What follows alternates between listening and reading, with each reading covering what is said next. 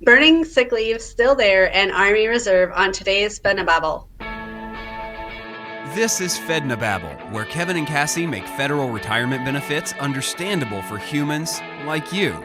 These two don't hold back as they answer questions from the Fed Pilot workshops and webinars or from questions submitted by you at fednababble.com. Hi, everyone. I am Kevin Jones. And I'm Cassie Knight, and we're going to answer some questions on today's Babble. So the first question is, if I burn my sick leave on an hourly basis, how many hours am I looking at? 48 or 54? I don't want to go over and risk losing a full month by missing the mark. Okay. Well, if that wasn't confusing enough, let's break this down just a little bit. I think what this person is trying to get at is the 30 days that you can use your lick leave, whatever that is, sick leave in your calculation for your pension.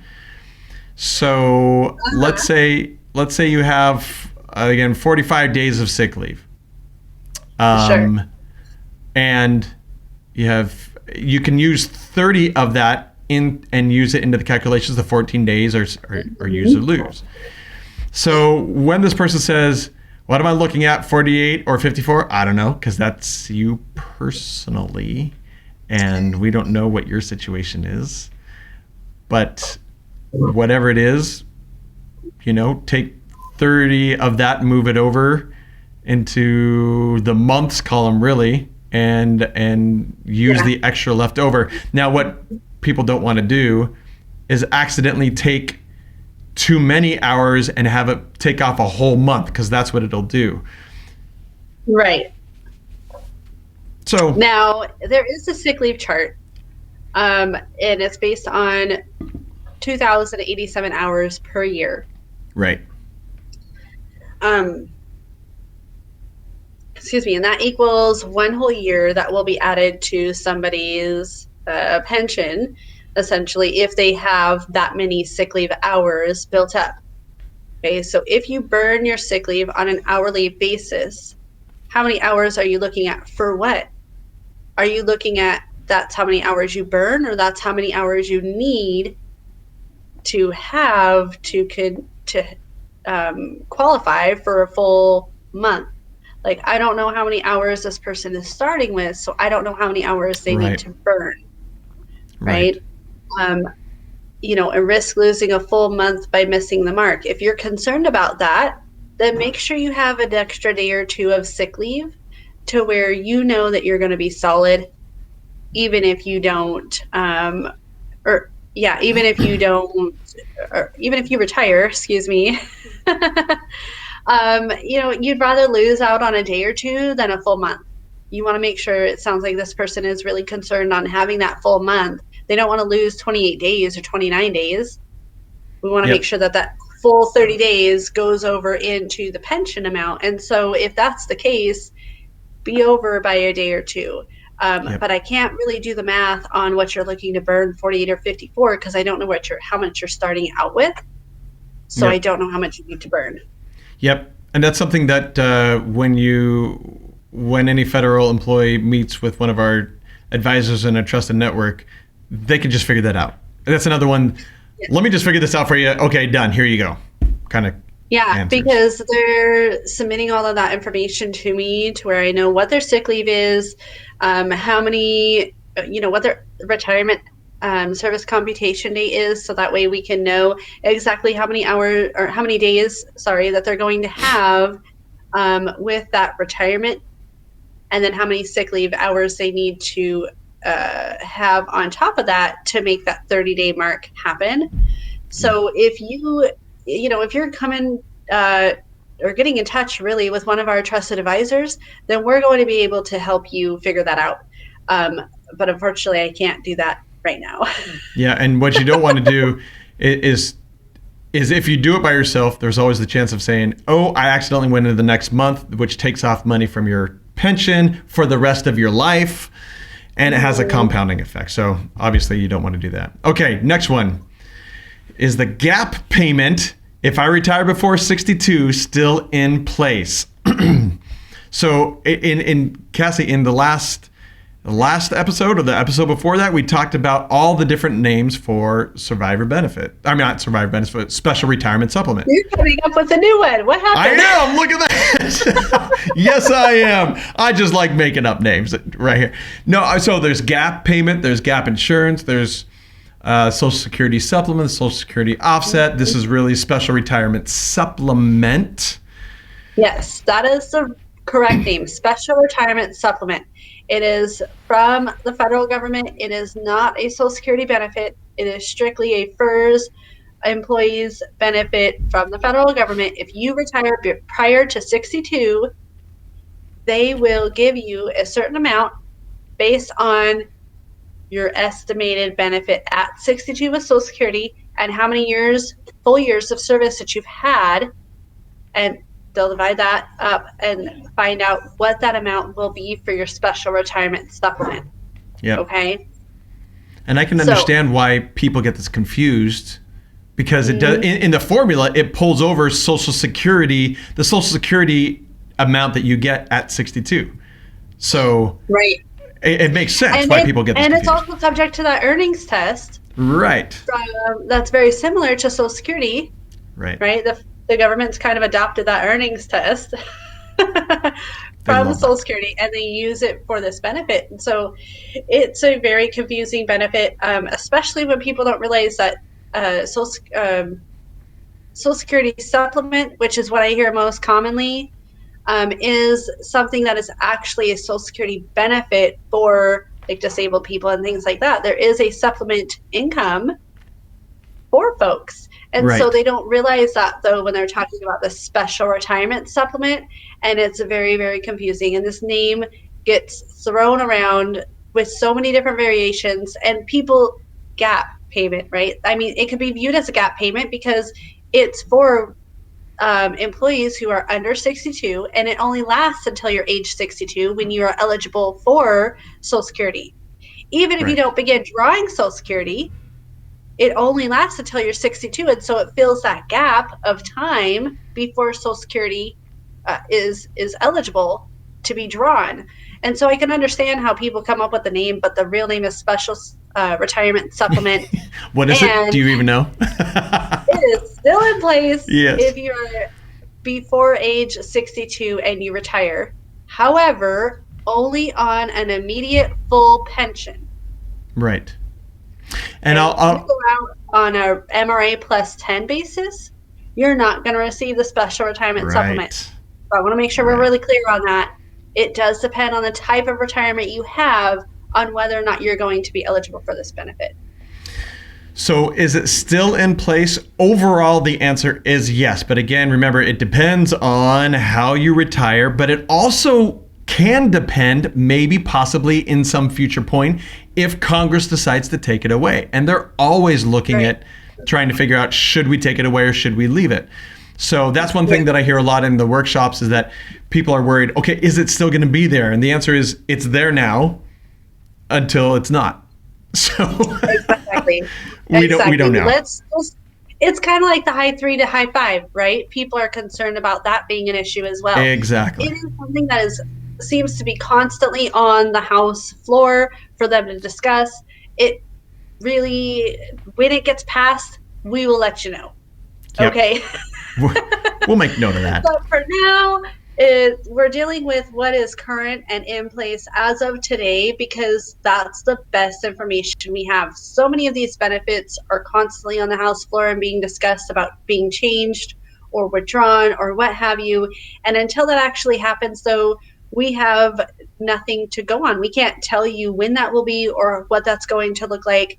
And so until then, we're going to go with what we know and what's in place today. And the funny thing about this, we get in discussions like this all the time about in the workshops, is that, well, if it's not going to be there, I would plan differently. Well, that's true, but you can't let it stop you from planning. You still have to plan, assuming that it's going to be there, and then maybe make an alternative. If it's not, then what do we do? And those are the concessions we have to make as we're planning all those, okay, what if situations. Okay, what if it's not there? Well, then we'll do this.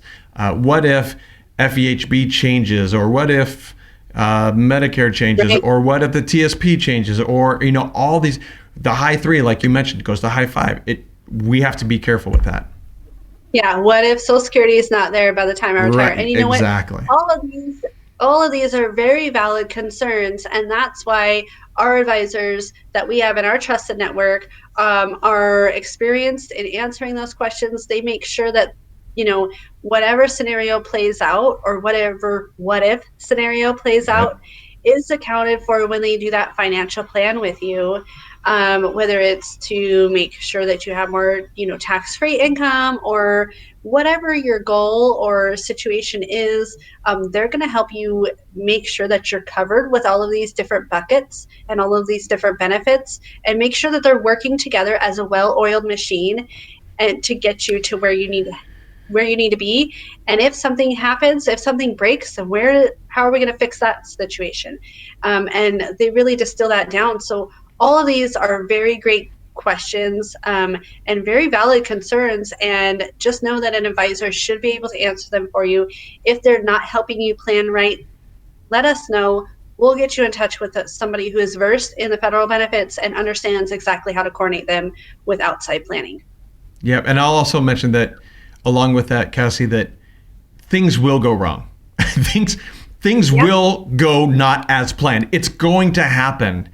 And Always. so, if we're trying to do this ourselves, I may be focusing on, well, what if Social Security goes away, and trying to plan for that when it's possible that when it's probably most likely Social Security won't go away. Now, I'm not saying that it will or won't, or possibilities on that, but there are certain things that we may think are big. Well, for example, I remember one lady was really worried about high 3 to high 5.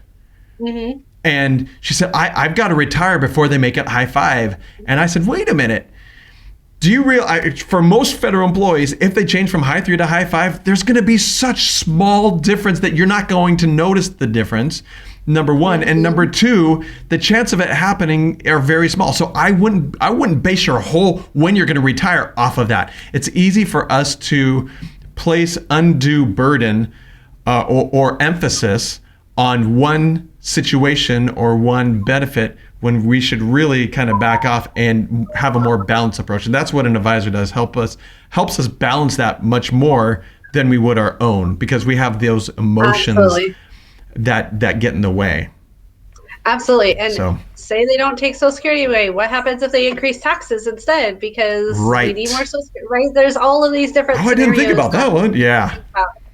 Yeah. That's why we help people, or not we, but our advisors help people, with those situations, and know exactly how to, say, counteract those what if scenarios, and make sure that you're set up so no matter what happens, you're still set to meet your goals.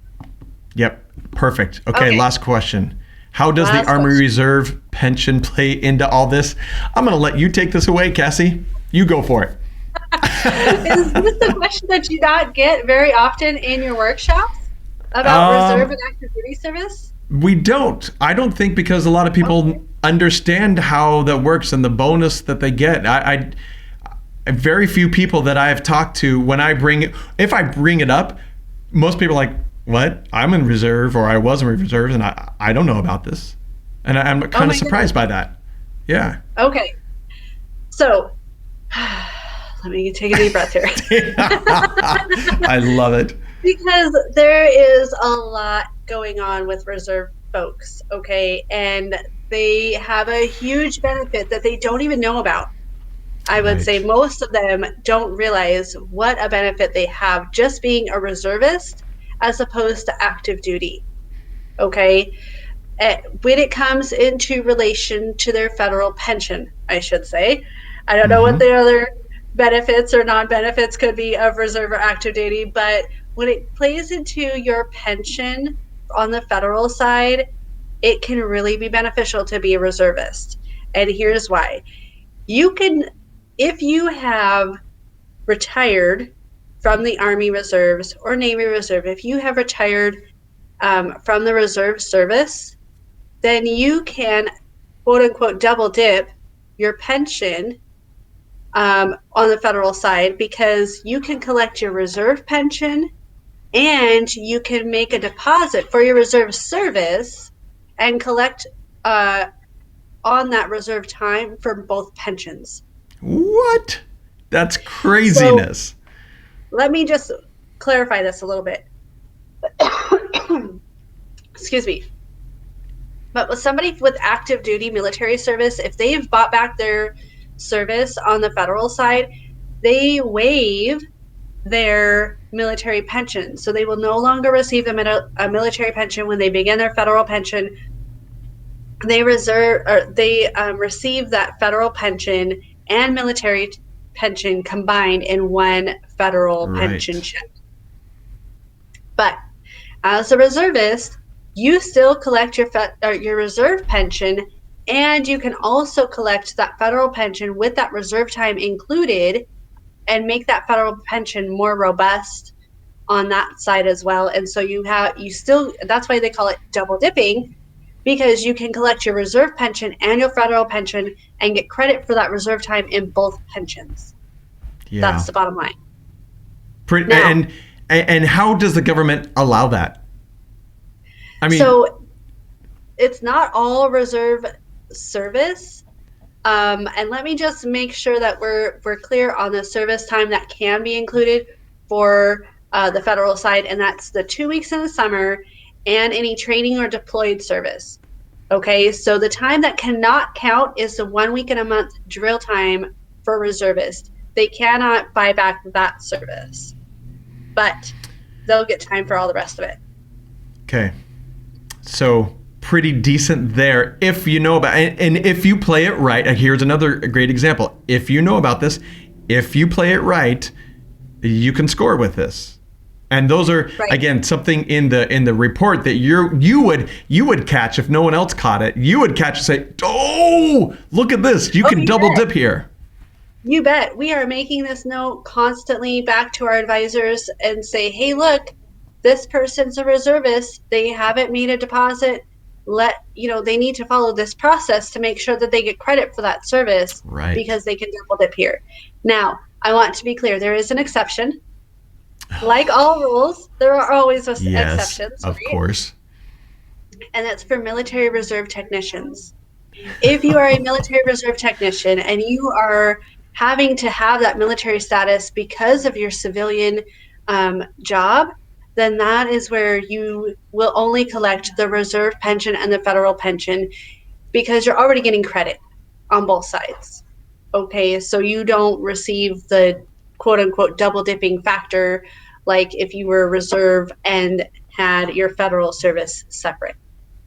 So you do realize that you just took a number of people on an emotional roller coaster saying, "Oh, I'm so excited," that it dropped them flat. Well done, Cassie. I just want to make sure that everybody understands exactly how things work. I get it. No, I think that's good, because it always depends. There are always exceptions to things.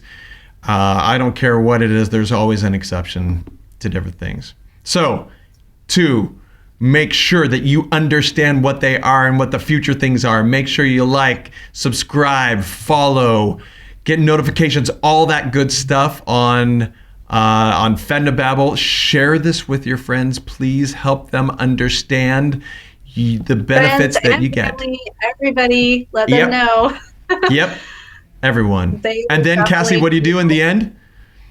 Go to FedNaBabble.com and request a report. Take action. Take action on your benefits and make sure that you are in control of what that financial picture looks like for you. You got it. Great. Thanks for joining us, and we will see you next time. To get Cassie's comprehensive report on your federal retirement benefits at no cost, no obligation, and no sales pitch, go to FedNaBabble.com. While you're there, submit a question for them to answer on the show.